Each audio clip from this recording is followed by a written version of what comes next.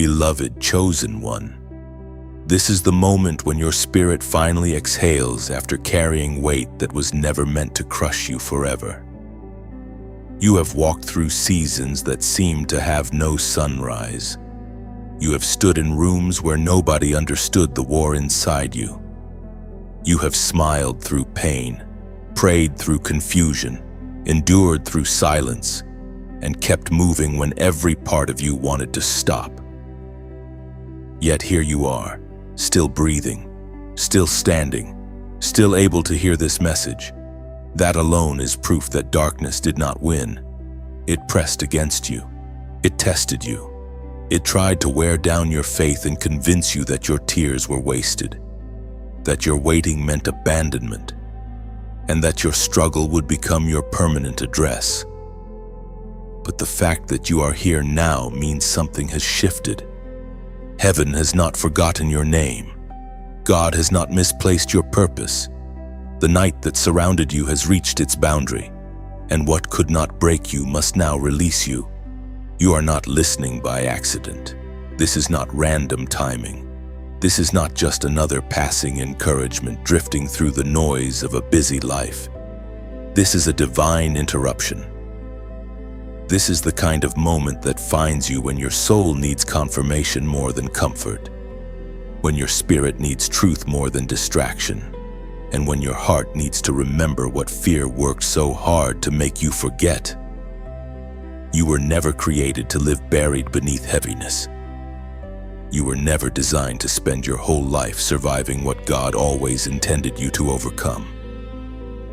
There are seasons when it feels as though the battle will never end, when every day brings another burden and every night reopens the same ache. But even those seasons have an expiration date. What you are stepping into now is the holy realization that what covered you could not claim you. What stalked you could not own you. What opposed you could not erase the mark of God on your life.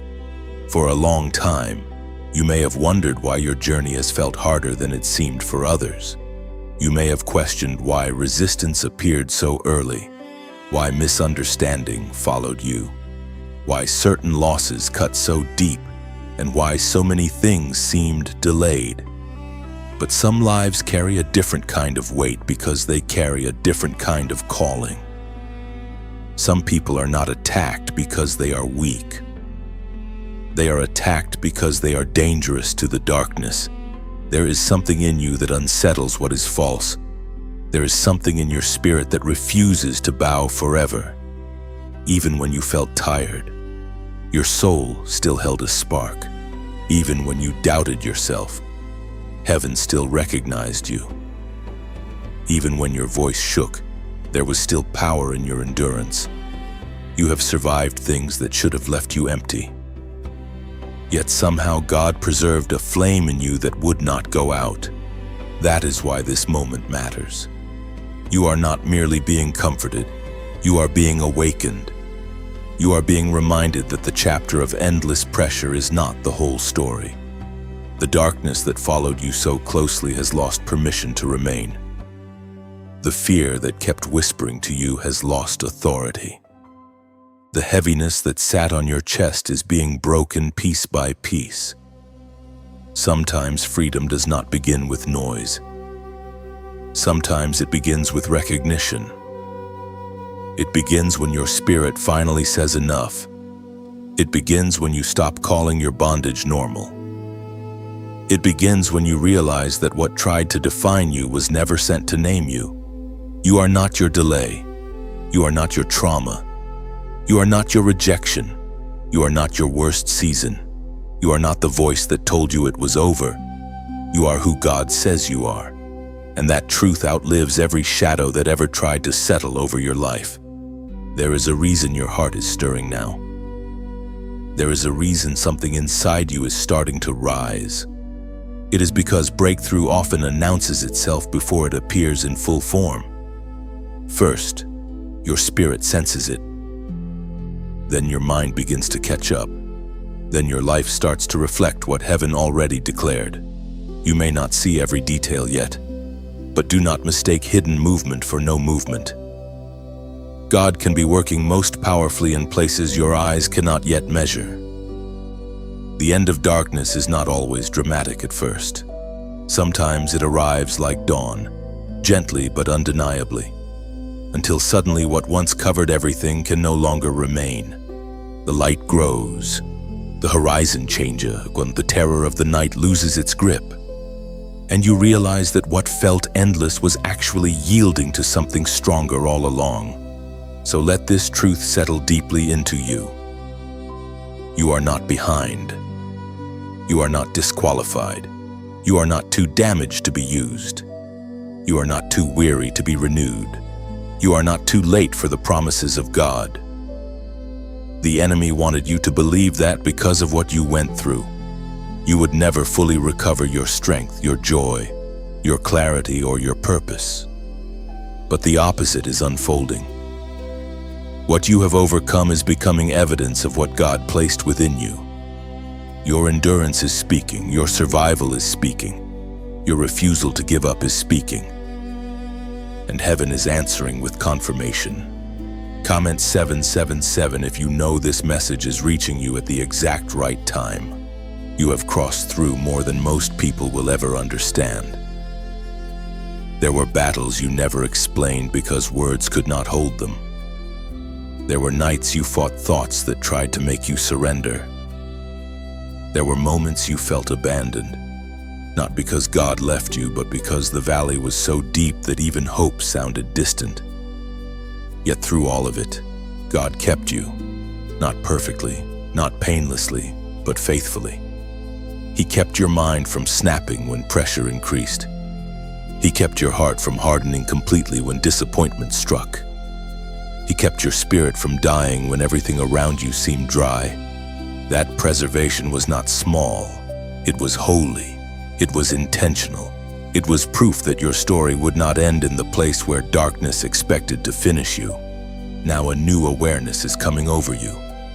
You can feel that you are not the same person who first entered the struggle. The fire changed you, but it did not consume you. The waiting stretched you, but it did not destroy you. The tears watered something deeper than sorrow. They watered discernment. They watered compassion. They watered spiritual strength.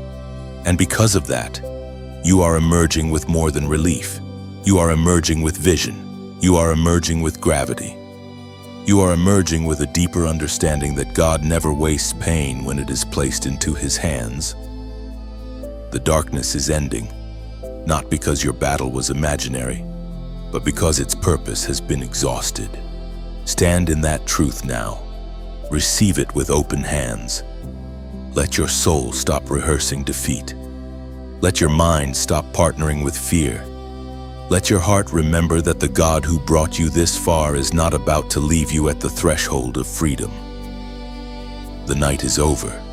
The shadow is lifting, so the door is opening. And you are about to discover that what survived in you was never small. It was sacred. It was chosen. It was prepared for this very hour. You were never ordinary, even when your life looked small in the eyes of people who could not recognize what God had placed inside you. Long before the breakthrough, long before the answers, long before the day when the meaning of your pain would become clear, there was already something set apart about you. You felt it in the way you could never fully belong to shallow spaces. You sensed it in the way your spirit reached for more, even when your surroundings tried to train you to expect less. You learned early that being chosen does not always feel glorious at first. Sometimes it feels lonely. Sometimes it feels like carrying a secret weight you cannot explain. Sometimes it feels like being marked by a purpose that others misunderstand before you even understand it yourself. That is why the story of Joseph begins to move so naturally beside your own. Joseph did not begin in a palace. He began as a young man carrying a dream he did not create for himself. God placed something in him that reached beyond his present environment, beyond the limits of his family, beyond the ordinary expectations of his future. Yet the dream did not make his life easier. It made his path more difficult. The favor on his life stirred jealousy in those closest to him. The promise over him attracted resistance before it attracted fulfillment. And that is a truth you know very well. When heaven marks a person, darkness often reacts before destiny arrives. The attack is not proof that God has left. It is often proof that something precious is being guarded by heaven and targeted by everything that fears what it will become. Joseph knew what it meant to be misread. He knew what it meant to carry something real while being surrounded by people who saw only a threat. The coat on his back was one thing, but the deeper issue was the calling in his spirit. His brothers did not simply resent his place in the family. They resented the future they sensed on him. In the same way, some of what you have endured was never really about surface issues. It was about what your life represents. It was about the light in you. It was about the way your presence carried a reminder that God still chooses, still speaks, still sets people apart for holy purposes. What looked like rejection was often a reaction to what others could not control in you. So when Joseph was thrown into the pit was not just a physical place, but it was the cruel announcement that his journey would pass through humiliation before honor. It was the place where betrayal revealed itself in its ugliest form. It was the place where the dreamer lay in darkness while those around him acted as though they could bury what God had spoken. Yet even there, the dream did not die. Joseph was stripped, but he was not emptied. He was cast down, but he was not canceled. And this is where your spirit must listen carefully. There are seasons when life seems to remove every outer sign of promise. The coat is taken, the voice grows quiet, the future looks hidden. But what God has spoken over you does not depend on the kindness of people to survive. It does not depend on fair treatment. It does not depend on immediate understanding. It survives because God watches over His word. This is why your past cannot be used as evidence against your future. The places that tried to reduce you were never large enough to hold the destiny of God. Joseph in the pit still belonged to the palace, even though nothing in that moment looked royal. You in your pain still belong to purpose, even if the season you survived looked like abandonment. You may have been underestimated, overlooked, or spoken against. You may have wondered why your life took roads so sharp and strange. But being chosen has never meant being exempt from hardship. It means hardship cannot have the final word. Joseph's life reveals that divine purpose often grows in hidden soil. It is forged where applause is absent. It is strengthened where comfort disappears. It is purified where self-reliance fails. You do not become who God called you to be by passing only through easy places. You become that person by discovering that His hand is still present in the places where human support falls away. Joseph learned this before he ever stood in power. And now, looking back at your own life, you can begin to see it too. The struggle did not mean you were forgotten. The pain did not mean you were common. The waiting did not mean you were denied. It meant God was building depth in you that public success alone could never create. There is one truth from Joseph's story that speaks directly into this moment. As Genesis chapter 50 verse 20 says, "You meant evil against me, but God meant it for good." That is not a shallow statement. It is not denial. It is not pretending that betrayal was kindness. It is the triumphant recognition that God's sovereignty is greater than human cruelty. Joseph does not say evil was not real. He says evil did not get the final interpretation of his life, and neither will it get the final interpretation of yours. So now you begin to understand why you could never be ordinary. Ordinary lives do not carry this kind of pressure and preservation together. Ordinary lives do not survive deep rejection while still keeping tenderness alive. Ordinary lives do not walk through confusion and still remain capable of hearing God. The very fact that you are still reaching for truth after all you have endured reveals something distinct about you. You have been kept for more. You have been shaped for more, then you have been guarded for more. The world may have looked at your wounds and guessed weakness. Heaven looked at your endurance and saw preparation. People may have judged your delays as failure. God saw them as training ground. Joseph was chosen before the pit, chosen in the pit, and still chosen after the pit. Your identity works the same way.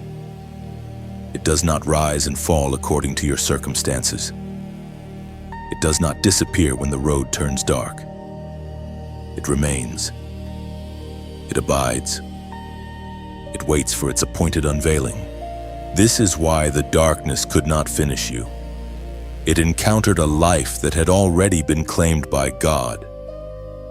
It encountered a soul that might bend, but would not belong to despair forever. And as you move forward now, you do not move as someone trying to become chosen. You move as someone finally recognizing that you always were. The battle you survived was never small, and it was never only about what people could see. Much of it happened in silence, in the hidden chambers of your heart, in the private hours when you had to keep breathing through confusion that made no sense. This is why your strength runs deeper now. It is not noisy strength. It is not borrowed confidence. It is the kind of strength that forms when a soul has been pressed and still refuses to surrender its connection to God. Joseph knew this kind of battle. After the pit, he did not step immediately into fulfillment. He was carried into another unfamiliar place, another season where he had to live under pressure while the promise still seemed distant. That is often how spiritual warfare feels. One trial ends, and another begins, and the mind starts asking whether relief will ever come.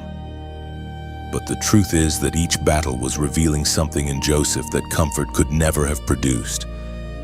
And the same is true for you.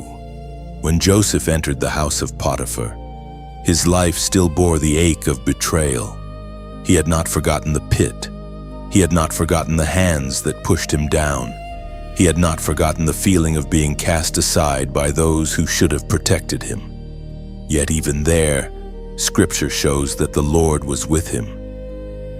That is one of the deepest lessons for your life right now. God does not wait for the palace to be present. He is present in the in-between. He is present in the strange season, the undeserved hardship, the place where your old life is gone but your new life has not yet appeared. Some of the hardest years of your life may have looked empty on the outside, but heaven was not absent. God was with you in the room where you cried. He was with you in the season where nobody clapped for your obedience. He was with you when you had no language for your pain and no clear outline for your future. This is why you cannot measure your life only by visible progress. Joseph was prospering inwardly before he was elevated outwardly. He was becoming trustworthy before he was given wider authority. He was learning how to remain anchored under pressure before he was placed where many would depend on him. In the same way, your battle has not just been about surviving attacks. It has been about becoming the kind of person who can carry what God is bringing without being destroyed by its weight. The darkness came against you because your future carries substance. The resistance was fierce because your calling is not fragile decoration. It is real. It is weighty. It is meant to bless others beyond yourself. Then came another blow in Joseph's story, the false accusation that led him to prison. And this is where the pain becomes even more personal, because betrayal by family is one kind of wound, but being punished while innocent cuts in another way. You know something about that kind of agony. You know what it is to be misunderstood. You know what it is to have your sincerity questioned. You know what it is to try to do right and still end up wounded by another person's distortion. That kind of darkness is especially cruel because it tempts the heart to become cold. It whispers that purity is pointless, that obedience is useless, that truth has no reward. But Joseph did not let prison turn him into a bitter man. He carried pain, yes, but he did not let pain rewrite his nature. And that may be one of the greatest miracles God has done in you as well. You have been hit by enough disappointment to become hard, but somewhere inside, God kept a holy tenderness alive. That tenderness is not weakness. It is evidence of divine preservation. It means the darkness could injure you, but it could not fully reshape you into its own image. Joseph remained attentive. He remained discerning. He remained able to serve even while confined. Think about that. The dreamer became a prisoner, yet still carried wisdom. The rejected one still interpreted meaning for others. The forgotten one still made room for purpose in a place of limitation. That is what surviving spiritual warfare looks like at its deepest level. It is not the absence of pain. It is the refusal to let pain become your master. You may be seeing your own life more clearly now. Those years when you thought you were only losing were also years when you were learning heaven's language more deeply. You were learning discernment. You were learning restraint. You were learning how to hear God when external validation disappeared. You were learning that your identity could survive seasons where your role changed, your comfort vanished, and your future looked delayed. That is not wasted suffering. That is preparation forged in fire. And this is where I want to gently say something to the one listening with a full heart right now. If this message is helping put language to what you have survived, let it stay with you. You can like this message, share it with someone who is walking through their own long night, and subscribe so you do not miss the next word meant to strengthen your spirit. And if you feel led to support this work, there is a way to donate through the description. Let every response be a quiet act of agreement with what God is doing in your life. Joseph's battle did not look victorious while he was inside it. That is important to remember. When he sat in prison, nobody around him could have fully seen the ruler he would become. When you were in your lowest season, others may not have recognized the authority that would eventually rise from your endurance. But hidden warfare often produces visible authority later. The one who has wrestled in secret will stand differently in public. The one who has wept before God will carry a different kind of gravity. The one who has survived darkness without abandoning truth will shine with a steadier light. So do not despise what you endured. Do not let the memory of the battle convince you that you are broken beyond repair. Joseph's life proves that the place of confinement can become the place where clarity deepens. The attack did not cancel the calling. The delay did not destroy the dream. The prison did not become the conclusion. And your story will not end in the place where darkness hoped to name you. You have survived too much to return to fear now. You have come through too much to call yourself abandoned. The battle was real, but so is the hand of God that kept you through every unseen hour. That hand is still upon you now, leading you onward, teaching you how to carry both your scars and your calling with dignity, wisdom, and unshaken faith. Darkness breaks its hold slowly in the eyes of man, but suddenly in the timing of God. That is what Joseph begins to reveal in this part of the journey, and that is what your own life is beginning to reveal now. There comes a point when the chain that once felt permanent starts to weaken. The prison still looks like prison for a little while, The walls still seem close. The routine still appears unchanged, but something underneath has already begun to move. Heaven does not always announce release with thunder at first. Sometimes it begins with a stirring, a quiet shift in the unseen, a holy rearranging that you cannot yet explain. And because you have lived through so much pressure, you may be tempted to distrust the movement when it comes. You may wonder whether hope is safe. You may hesitate to believe that this time things are truly changing. But this is the hour where you must understand that the grip of darkness is not eternal. What held you for a season was never created to own you for life. Joseph knew how it felt to remain in confinement while carrying a promise that seemed too large for the room around him. Day after day, he lived in a place that did not match the dream within him. Yet even there, God was not delaying out of cruelty. God was preparing the exact moment when what was hidden would become visible. In prison, Joseph did not stop being chosen. In prison, he did not become less anointed, less seen, or less called. He simply remained in a chapter where his true identity had not yet been publicly revealed. That matters for you because many of your hardest years have felt like that. You carried something greater than your surroundings. You felt that your life contained more than what your current conditions allowed you to express. And the tension between the promise and the prison became one of the deepest pains in your journey. Yet that tension was not proof of failure. It was proof that your current place was too small to define your final place. The darkness often works by repetition. It tries to make the same kind of pain feel permanent. It whispers the same lies until they begin to sound normal. It trains a wounded heart to expect disappointment before joy, delay before breakthrough, silence before answer. Over time, oppression loses some of its violence and becomes something even more dangerous. It becomes familiar. And once suffering becomes familiar, a person can start calling captivity wisdom. But God does not leave his chosen one in that condition forever. He interrupts false normal. He breaks the agreement you made with despair. He shows you that what you accepted as your lifelong portion was only a temporary valley. That is where you are standing now. The old heaviness is losing its authority because truth is entering with force. Light is not asking darkness for permission.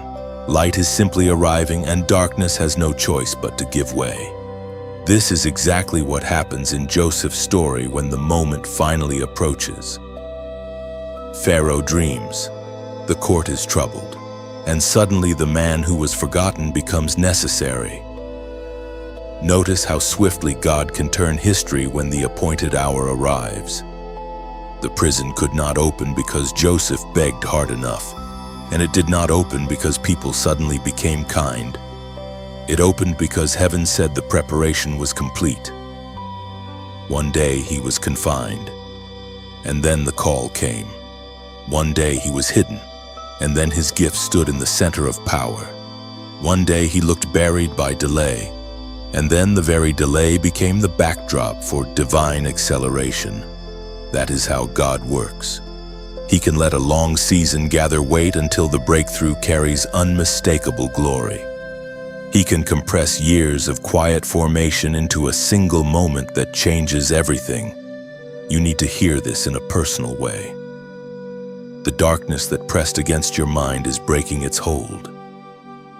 The grief that tried to become your identity is breaking its hold. The confusion that made every step feel uncertain is breaking its hold.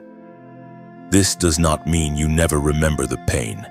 It means the pain no longer rules the room. It no longer decides who you are. It no longer speaks with final authority over your future. Joseph still had the memory of the pit and the prison, but the memory no longer had the power to imprison his vision. God was bringing him into a place where past suffering would not disappear, yet it would be transformed. And that is what happens when light takes authority. It does not erase history. It redeems it. There is a verse that speaks directly into this transition. Psalm chapter 30, verse 5 says, "Weeping may endure for a night, but joy comes in the morning." That is not sentimental language. It is a holy pattern. It means sorrow can be real without being final. It means the night can be long without being permanent. It means tears can tell the truth about pain without becoming the final prophecy over your life. Mourning has authority not because night was imaginary, but because God set a boundary around the night from the very beginning. Joseph stands before Pharaoh with the kind of composure that only hidden seasons can produce. He does not appear frantic. He does not sound desperate. He does not carry himself like a man begging for scraps. He speaks with clarity because the darkness that once enclosed him no longer owns his inner life. This is what God has been building in you: a steadier spirit, a deeper voice, a clearer mind, a stronger center. You are not the same soul that entered the valley. The darkness taught you many things, but it did not teach you how to surrender your future. Instead, God used the valley to deepen your discernment and strengthen your spiritual weight. Now the hold breaks because its assignment is over. The fear can no longer dominate what truth has awakened. The shame can no longer flourish where mercy has entered. The old labels can no longer stand where God has spoken a new name. Joseph was not introduced to Pharaoh as a prisoner who once had dreams. He was revealed as a man carrying wisdom for the hour. In the same way, you are not stepping forward as a victim of darkness. You are stepping forward as someone refined by survival, instructed by God, and ready for what comes next. So breathe in this moment fully. Let it settle into your spirit. The hold is breaking. The chain is loosening. The room is opening. The same God who kept Joseph in hidden places is now drawing you toward visible change. What ended for him was not only confinement. What ended was the season where darkness appeared to speak the loudest. And what is ending for you is the same false rain. Light has entered. Morning has arrived. The shadow has reached its edge. At the beginning of this next step, there is one practical note for the person who has felt mentally drained by long seasons of pressure. Some people listening may be looking for a simple audio-based tool to support focus, calm, clarity, creative thinking, and better mental rhythm in daily life. And that is where the Genius Wave, also called Genius Song in some places, is often presented as a 7-minute brainwave audio experience designed to help with concentration, stress relief, sharper thinking, learning, and a clearer state of mind without requiring complicated routines. If that kind of support feels relevant to you, you can look for the official details in the description or the pinned comment, and only use the official source if you decide to try it. Because imitation pages do exist, and you should be careful with anything that looks unofficial or misleading. Now return with me to the deeper message, because the real turning point was never going to be found in a shortcut back to who you used to be. Do not turn back now. Do not run back to the mental Egypt that once kept you surviving on fear, shrinking your expectations and rehearsing old disappointments as though they were prophecy. Joseph could not go back to the pit and call it home once God had marked him for more. He could not settle inside the memory of betrayal and build an identity there. He could not return to the prison in his heart after heaven had already prepared a wider place for him. And in the same way, you cannot keep reaching for freedom while secretly negotiating with the old darkness that almost convinced you it was familiar enough to trust. There is always a temptation at the edge of breakthrough. It is the temptation to retreat into what is known simply because what is new feels holy, large, and unfamiliar. Even pain can become familiar enough to feel safer than transformation. Even limitation can start to look comfortable when you have lived with it too long. That is why some people reach the threshold of change and then step backward. They do not step backward because the old season was good. They step backward because the old season was known. But chosen one, you have not come this far to rebuild your life around what nearly broke you. You did not survive all of that warfare just to return to the same thought patterns, the same fears, the same self-doubt, and the same agreement with less than what God has spoken.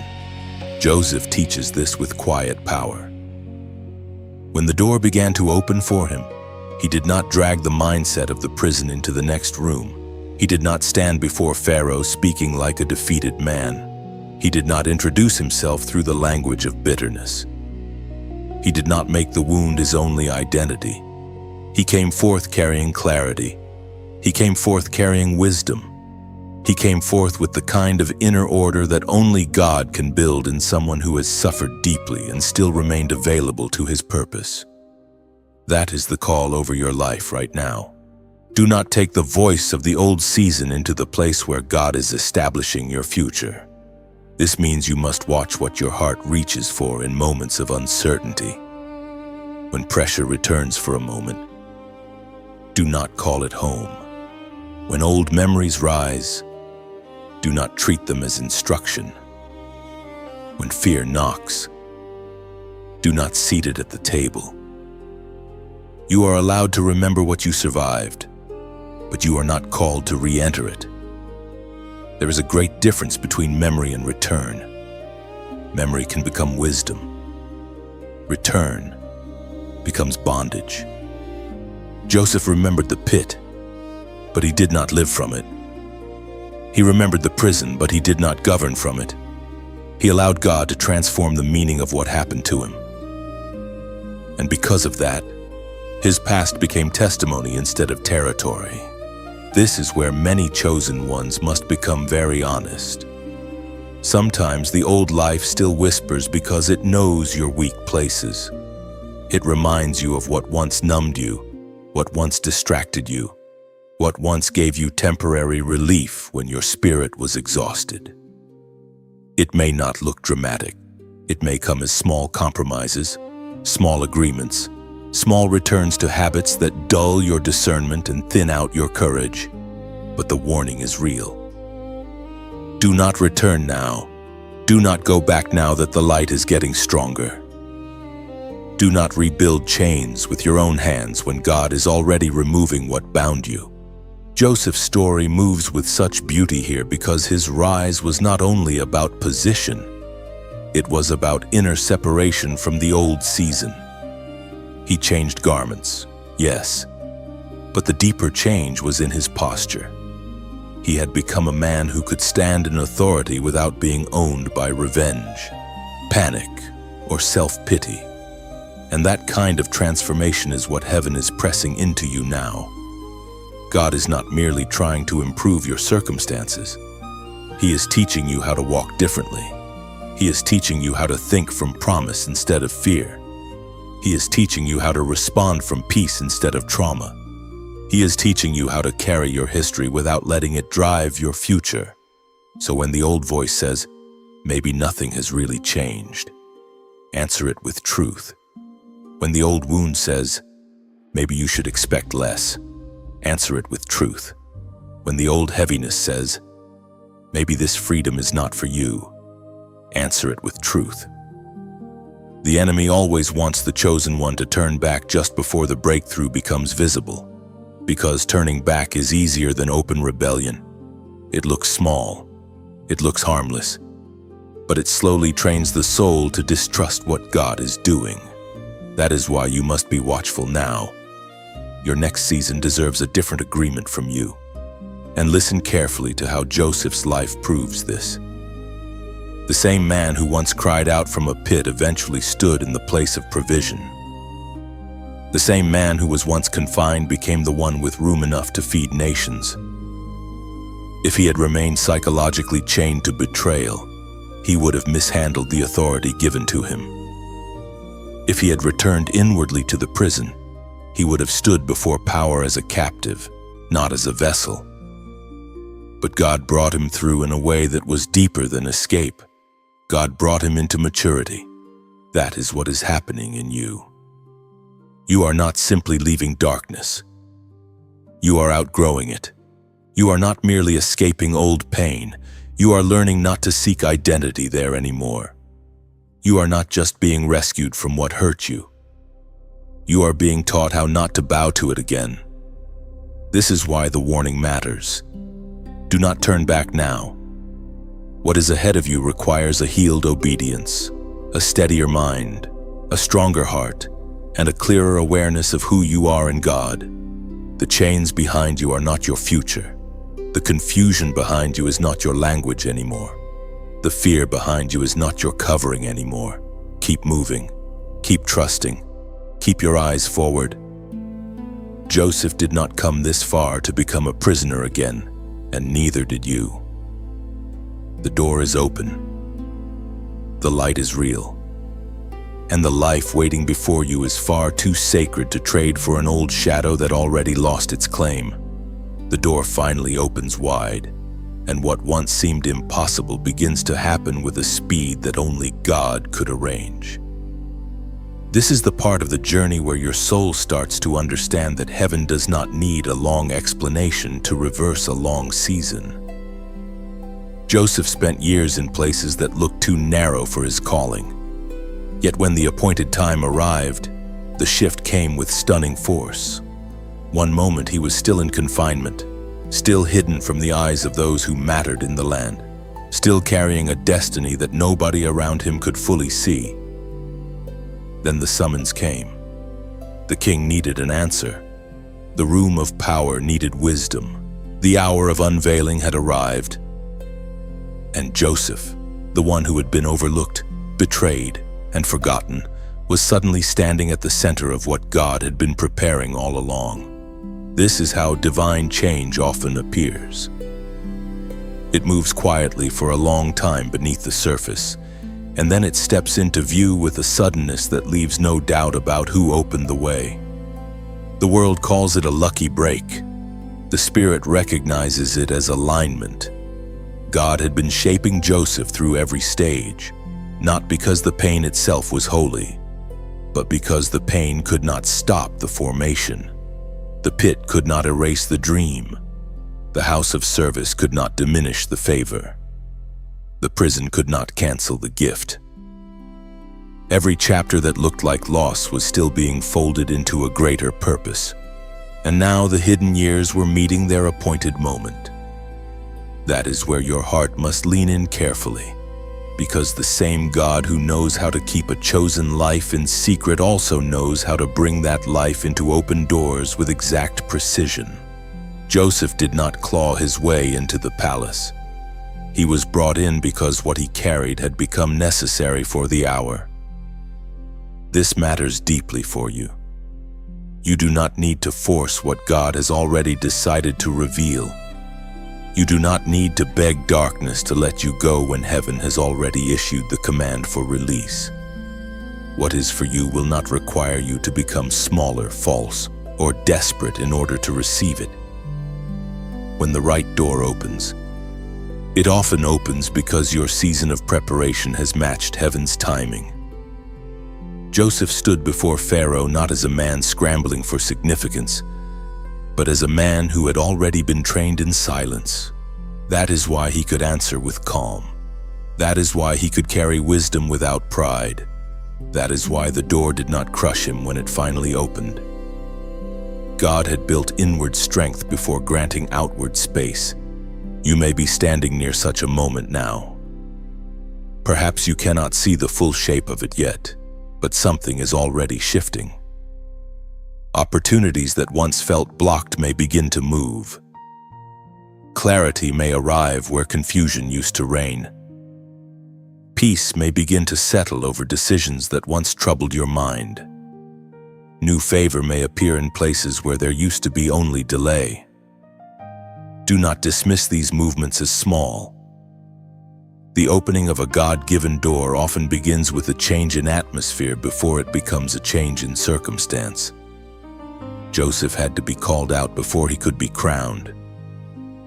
There was a transition space, a holy crossing, a moment where the old identity could no longer hold him and the new one was stepping into view. That is where you are learning to stand now, and even here, where the message grows stronger and brighter. There is a reason to stay connected to what strengthens your spirit. If this word is meeting you in the middle of your own transition, let it remain close to you. You can like this message so it stays within reach. Share it with someone who is waiting for their own door to open, and subscribe so you can continue walking through these moments with steady encouragement. And if your heart feels led to support this work, there is a way to donate through the description. Sometimes support is not just generosity. Sometimes it is a way of saying this kind of message matters and must keep reaching those who are standing at the edge of breakthrough. Joseph's rise teaches you something else that is just as important. When the door opens, you do not need to become loud to prove that you belong there. Joseph's authority did not come from performance. It came from alignment with God. He spoke what was needed. He did not decorate it with fear. He did not shrink from the magnitude of the moment. He did not crumble because the room was important. He had already met God in lower places, and because of that, high places no longer terrified him. This is part of what your hidden season has been producing in you. It has been teaching you how to carry a steady soul. It has been teaching you that true confidence is born in secret dependence on God, not in public applause. The door opening wide also means something else. It means the season of only being defined by what hurt you is over. Joseph was no longer introduced by the pit or by the prison. He was recognized by the wisdom and insight God had developed in him. In the same way, your next season will not be built around your wounds as the central story. Your scars still matter, and your testimony still carries power. But what heaven is emphasizing now is not merely what you survived. It is what God built in you through survival. Clarity, depth, discernment, compassion, endurance. These are not small things. They are the very substance that allows a chosen one to walk through an open door without losing their soul on the other side. So do not fear the wideness of what God is doing. The same hand that kept you in the narrow place will keep you in the spacious one. The same voice that spoke to you in sorrow will guide you in increase. The same mercy that held you together in weakness will teach you how to stand in strength. Joseph's story turns here with such beauty because the rise is not random. It is the unveiling of a life that has been held by God from the beginning. This is why you can breathe differently now. The waiting did not fail. The silence did not mean nothing was happening. The hidden years were not empty. They were carrying you toward this opening. And now that the door stands wide, you do not need to hesitate as though you are unworthy of it. Step forward with reverence. Step forward with peace. Step forward with the quiet confidence of one who knows that when God opens what man cannot shut, no darkness can close it again. Authority rests upon your shoulders now. And this is not the kind of authority that comes from ego, noise, status, or the need to dominate. It is the kind that grows out of surrender, testing, patience, and the long hidden work of God. Joseph steps into this reality with a calm strength that could only have been formed through everything he survived. He is no longer the young dreamer speaking before he has been broken open by life. He is no longer the wounded prisoner waiting for someone else to remember his name. He stands now as a man who has been emptied of false dependence and filled with a wisdom strong enough to carry responsibility without collapsing under it. This is why his rise matters so much for your own spirit. It shows that real authority is not handed to the unformed self. It is placed upon the shoulders of someone who has learned how to carry both power and humility at the same time. You can feel this shift in your own life. There's a difference between begging for relief and being prepared to lead. There's a difference between wanting escape and being able to steward what comes after escape. God was never only bringing Joseph out of pain. God was bringing Joseph into capacity. That is what the hidden years were building. Capacity to think clearly under pressure. Capacity to remain steady when others panic. Capacity to hear what matters in moments where the wrong decision could affect many lives.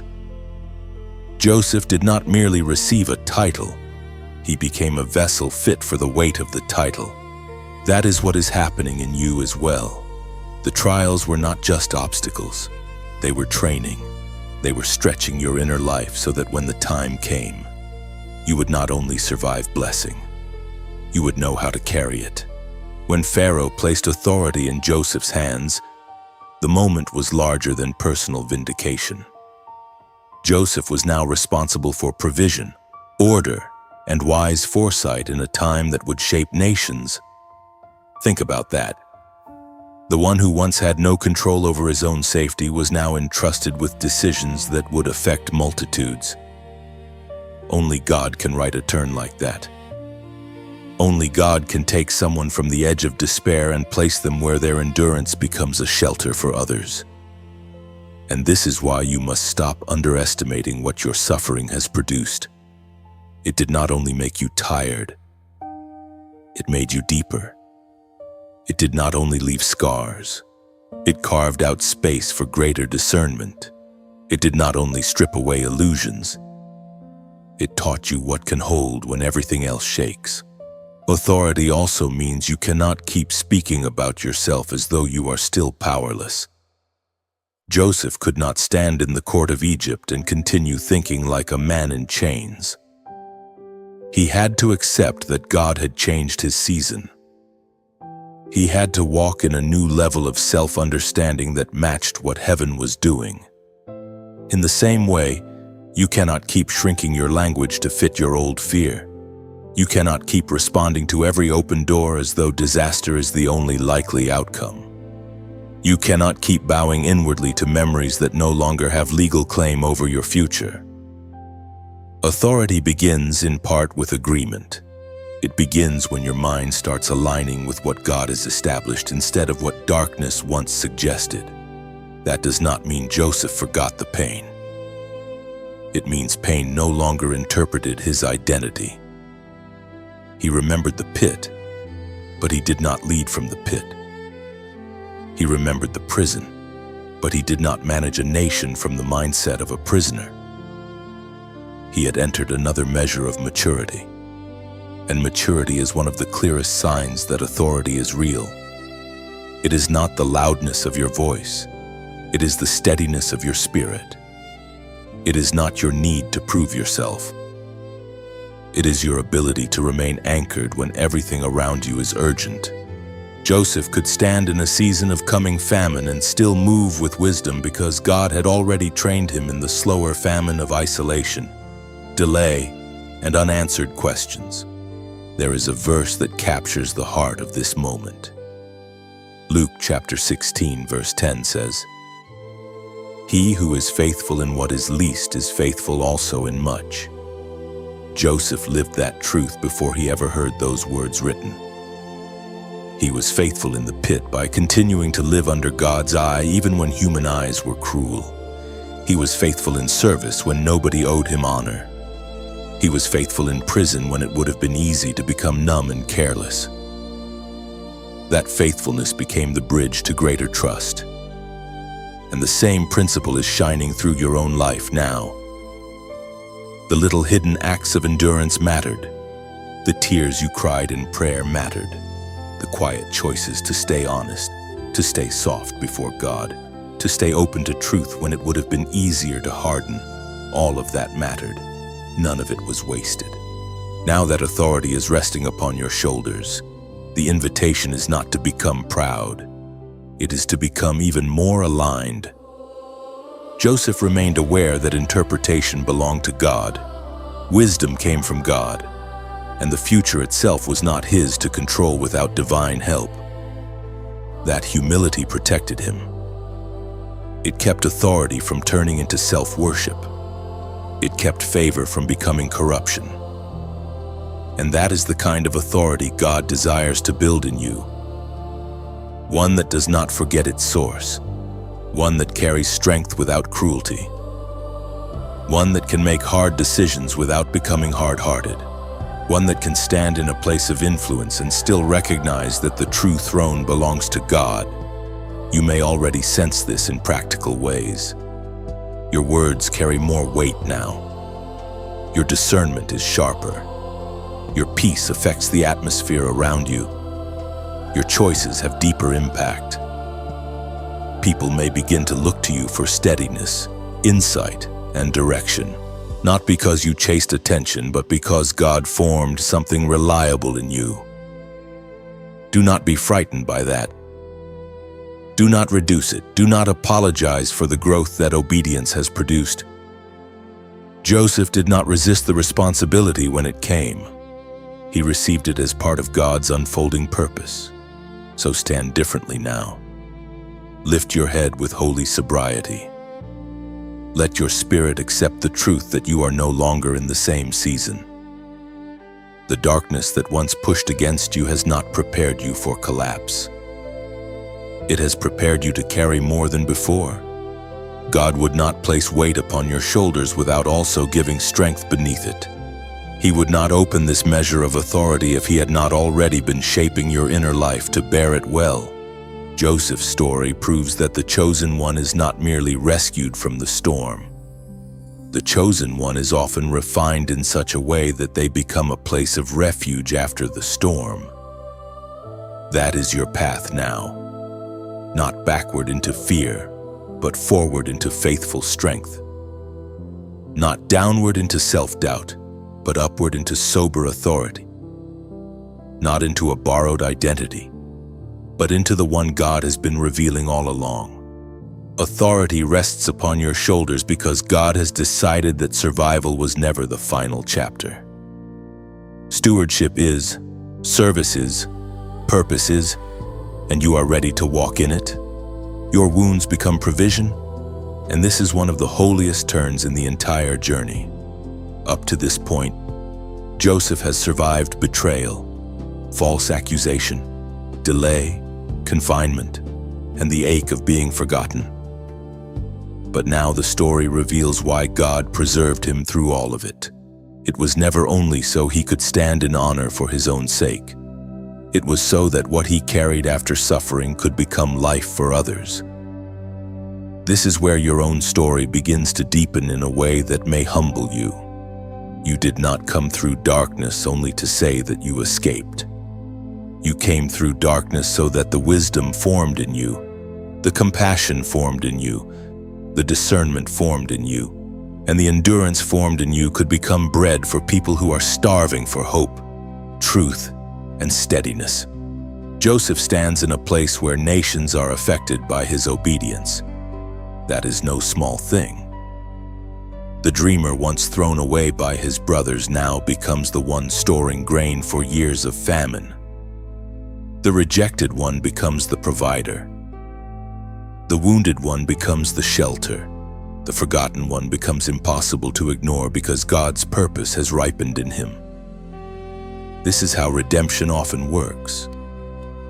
God does not merely heal a chosen one in private and leave the healing there.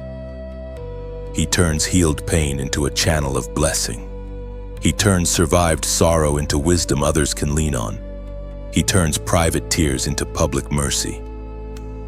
And in your life, this is part of what is happening now. The things that once seemed only painful are becoming part of the very substance God will use to help, strengthen, and guide other people.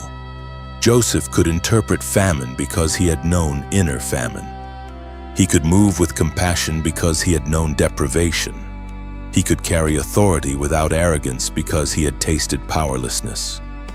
He could act with patience because delay had trained his soul. In the same way, There are things you understand now that you could not have understood through comfort alone. You understand the language of waiting. You understand what it means to keep breathing through disappointment. You understand how fragile a person can feel when life turns suddenly and unjustly. You understand the silent battles that never get announced to the crowd. That understanding is not accidental. It is part of your preparation to serve in a way that is real, gentle, and full of depth. Then comes one of the most powerful moments in Joseph's story. The very brothers who hurt him stand before him in need. This is where lesser healing would have collapsed. This is where unhealed power might have chosen revenge. This is where many would have been tempted to make wounded pride the ruler of the room. But Joseph's life shows what happens when God truly transforms a heart. He does not deny what happened. He does not call evil good. He does not pretend the wound never existed, but he sees beyond the injury into the larger hand of God. He recognizes that heaven wrote a greater ending than betrayal intended to allow. That kind of maturity speaks directly to your future. There may come moments when you stand before people, places, or memories that connect you to what once wounded you. And in those moments, your greatest victory will not simply be that you survived them. Your greatest victory will be that you no longer need to become like them in order to feel strong. Joseph's strength is not shown by cruelty. It is shown by restraint, clarity, and provision. He has enough authority to punish, but greater authority chooses purpose. That is the kind of transformation God loves to produce. It is not weak. It is majestic. It is the strength of a soul no longer owned by its injuries. There is a scripture that fits this sacred turn with remarkable beauty. 2 Corinthians chapter 1, verse 4 says, God comforts us in all our troubles, so that we can comfort those in any trouble with the comfort we ourselves receive from God. Joseph lived that truth long before it was written in those words. The comfort God gave him was not merely emotional relief. It was the long process of divine preservation that turned suffering into spiritual substance. And now that substance could feed many. You may be noticing this already in your own life. People open up to you because they sense safety. Others feel seen around you because pain has taught you how to notice what many overlook.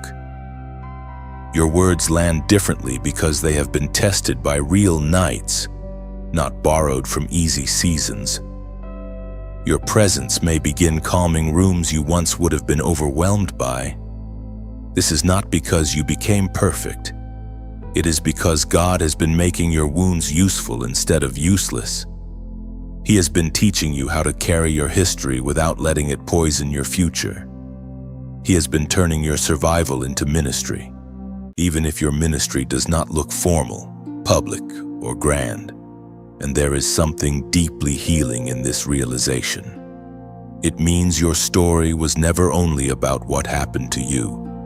It is also about what can now happen through you. Joseph's grain did not erase the pit, but it gave the pit a redeemed context. The prison was still part of his memory, but the prison no longer held the meaning of his life captive. His wounds had become part of the road that led him to a place of provision. That is what God is doing for you. He is not asking you to celebrate what was evil. He is showing you that evil failed to waste your life. So let this truth settle into your spirit with peace. The pain you carried will not be the end of your usefulness. The tears you cried will not be the end of your song. The rejection you faced will not be the end of your belonging. There is bread in your story now. There is oil in your endurance now. There is wisdom in your scars now. And there are people who will one day bless God because you did not give up in the dark. Comment I receive. Joseph's life reaches extraordinary beauty here because he becomes a man through whom heaven feeds the very world that once looked too hostile for his dream. That same pattern is unfolding in you, not in imitation, but in living truth. Your wounds are becoming provision. Your history is becoming strength. Your pain is becoming part of another person's answer. This is why the darkness could not finish you. God had already decided that what broke over you would not be the final thing flowing out of you. What flows now is wisdom. What flows now is mercy. What flows now is purpose. And what once looked like an ending is becoming a table of provision prepared by God Himself, marked by mercy and purpose. You now arrive at one of the deepest truths Joseph's life can teach you. Survival was never the full meaning of his story. Promotion was not the full meaning either. Even provision, as glorious as it was, did not stand alone. Beneath all of it was the steady hand of God marking a life for a purpose that darkness could not cancel. Joseph had been marked long before his brothers understood him. He had been marked in the field, marked in the pit, marked in the house of service, marked in the prison, and marked in the palace. The circumstances changed again and again, but the mark remained. That is why no season was ever able to define him completely. The cruelty around him shifted. The rooms around him shifted. The names people might have given him shifted. But the mercy of God and the purpose of God stayed over him with a permanence stronger than every passing condition. This is where your spirit must settle now. You are not merely someone who happened to make it through difficult years. You are someone who has been carried by mercy and preserved for purpose. There is a difference between existing and being kept. Joseph was kept. He was kept when hatred rose against him. He was kept when lies surrounded him. He was kept when time moved slowly and answers did not come. He was kept when opportunity seemed delayed and memory seemed painful. And in every place where he could have been destroyed inwardly, mercy preserved something essential. That same mercy has been at work in you. It kept your mind from closing completely. It kept your heart from becoming only bitterness. It kept your faith alive when you did not even know how to explain your own exhaustion. It kept you moving when logic might have said to sit down in defeat and accept the dark as final. Joseph's life reveals that being marked by God does not mean being untouched by hardship. It means hardship cannot erase what God has written. This matters because many chosen ones make the mistake of thinking the presence of struggle means the absence of favor. But Joseph's story destroys that lie. Favor was with him in places that looked nothing like success. Purpose was with him in moments that looked like waste. Mercy was with him when human kindness disappeared. And because mercy stayed, purpose stayed with it. That is the beauty of a life held by God. Even when you cannot trace the road, heaven is still tracing it for you. There is also a holy protection in this mark. Joseph was vulnerable at many points in his journey, yet not one attack had permission to end what God had begun. He could be wounded, but not erased. He could be delayed, but not denied forever. He could be hidden, but not lost. The pit did not swallow the promise.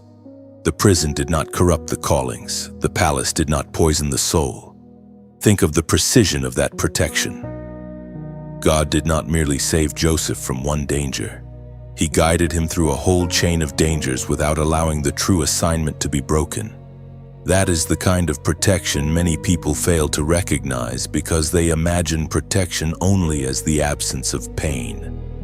But some of the greatest protection in your life has looked like preservation through pain. You did not avoid every storm, but you were kept from being spiritually destroyed by them.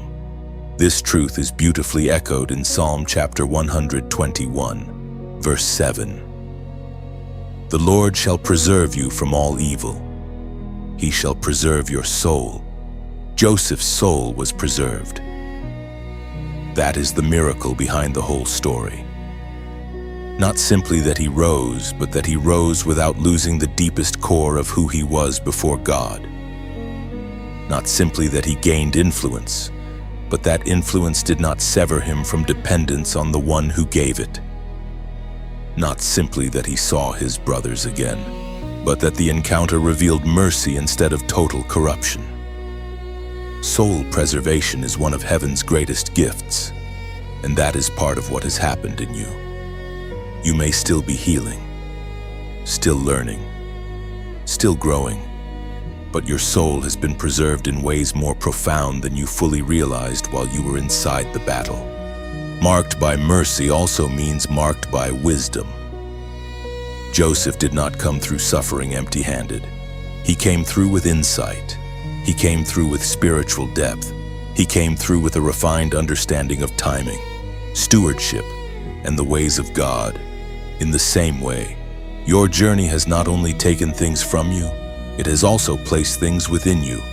Discernment now lives where naivete once lived. Patience now lives where panic once rushed to take over.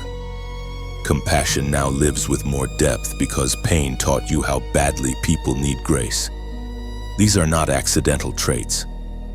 They are part of the mark. They show that God has not merely rescued you from darkness. He has shaped you into someone who can move through life with greater awareness of what matters. And marked by purpose means there is still more ahead. Joseph's story did not end when he gained authority. It continued through legacy, reconciliation, stewardship, and the quiet dignity of finishing well. The mark was not only for one dramatic moment, it was for an entire life offered back to God. That is where your heart must lift now. Do not think too small about what remains. Do not imagine that because one dark season is ending, your only task is to recover. Recovery matters, yes, but recovery is not the whole calling. You are marked for impact, marked for service, marked for truth, marked to carry light with sobriety and tenderness in a world that still knows famine of many kinds. Joseph helps you understand this without forcing the lesson. He simply stands there as living proof that what God marks, God watches over. What God appoints, God prepares. What God preserves, God eventually reveals. His life becomes a long testimony that mercy can walk with a person through places where human strength would have failed. And now your own life begins to say the same thing. You are still here because mercy said stay. You are still standing because purpose said continue. You are still moving because God did not permit the darkness to close over you forever. So receive this identity with peace and reverence. You are marked by mercy. You are marked by purpose. You are not random. You are not forgotten. You are not an accident that somehow survived.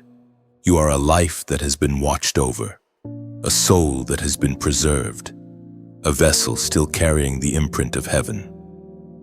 Joseph's story whispers it with quiet certainty, and your own story is beginning to echo it now.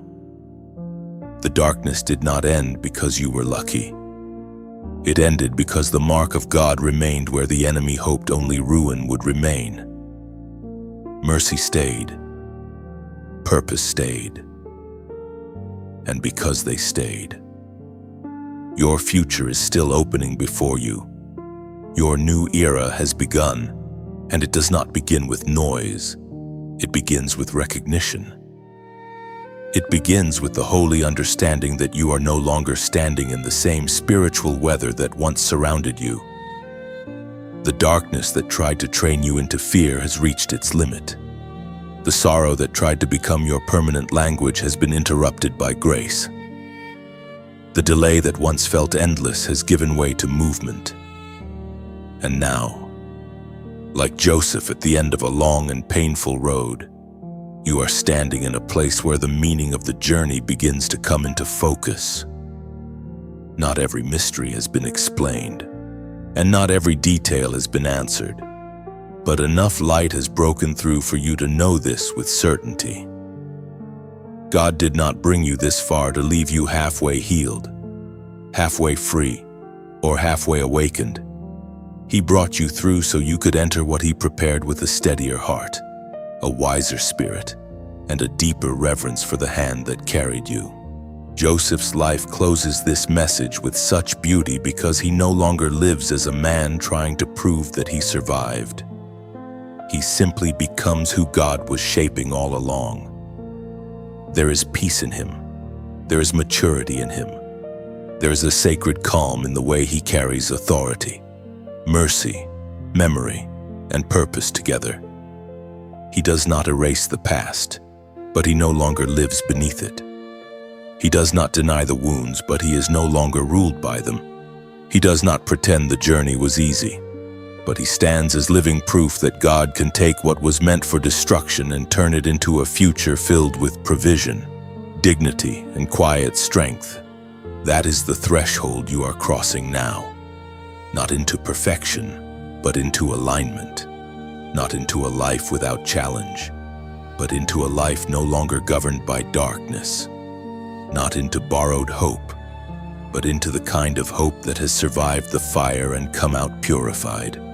This new era asks something different of you. It asks you to agree with God more than you agree with old fear. It asks you to believe that healing is not only possible, but already underway. It asks you to stop introducing yourself through the language of defeat and start walking in the truth that you have been preserved for purpose. It asks you to let go of the need to understand every past wound before you obey the next instruction. Joseph could not have lived forward if he had demanded that every broken piece be explained before he moved. At some point, he had to trust the character of God more than the chaos of his history. That same invitation is before you now. Trust the character of God. Trust the one who kept you in hidden rooms, in painful nights, in unanswered seasons, and in battles nobody else fully saw. The God who preserved you then is not about to fail you now, and so let this moment become sacred in your spirit. Take a breath and receive what heaven is saying over you. The old season is over. The darkness has ended. The chain has broken. The night has reached its final hour. What lies before you is not emptiness. It is assignment. It is peace with weight in it. It is joy with depth in it. It is clarity that was purchased through endurance. You are not returning to who you were before the battle, because the battle changed you. But by the grace of God, it changed you into someone deeper, wiser, and more capable of carrying what comes next. That is not loss. That is consecrated growth. So now let prayer rise naturally from this place. Father, I thank you for the one hearing these words right now. You have seen every hidden battle, every silent tear, every moment they almost gave up, and every hour they kept going when their strength felt thin. Thank you for preserving them through what should have destroyed them. Thank you for not allowing darkness to become their final home. Thank you for carrying them through confusion, sorrow, delay, rejection, and spiritual warfare. And thank you that your mercy has been greater than every attack. I ask that you settle peace over their mind, strength over their heart, and clarity over their path. Heal what still aches, restore what was drained, lift what has been heavy, break every lingering agreement with fear, shame, self-doubt, and despair. Let this new era be marked by wisdom, holy confidence, clean discernment, and deep nearness to you. Teach them to walk forward without turning back. Teach them to carry their testimony with humility and strength. And let the same light that brought them out now shine through them for others. In your holy name, amen. Hold that prayer close, because this is not the end of your story. It is the end of one kind of night. It is the close of one season of warfare. It is the opening of a life that will move with greater purpose because of what God has done in you. And if this message has walked beside your spirit through this journey, you can like it, share it with someone who needs the same hope, and subscribe so you can stay connected to future words of strength and direction. And if you want to support this work, there is a way to donate through the description. Let every response come from peace, not pressure, from gratitude, not fear. Now lift your eyes one more time and let this truth settle into your bones. You overcame. You endured. You were kept. You were marked. You were guided. You were not abandoned in the pit, forgotten in the prison, or lost in the waiting. Like Joseph, you were being led through a story larger than the pain could understand while it was happening. And now the evidence is before you. The darkness has ended. The new era has begun. Walk into it with reverence. Walk into it with courage. Walk into it knowing that what God begins, He completes, and what He preserves, He reveals in its appointed time. So rest in this truth tonight. You do not have to force tomorrow. You do not have to carry yesterday again. You only need to remain close to the God who brought you here. Let your heart be still. Let your breathing slow. Let your soul remember that you are safe in His hands. The battle has changed, the season has turned, and the road ahead is no longer ruled by the same shadow. There will be new steps to take, new obedience to learn, new grace to receive, but you will not walk them alone. The God of Joseph is still the God who goes before you, stays with you, and finishes what He starts. Sleep with peace, rise with purpose, and carry this certainty into the days ahead. Your life is not ending in darkness, it is opening in light.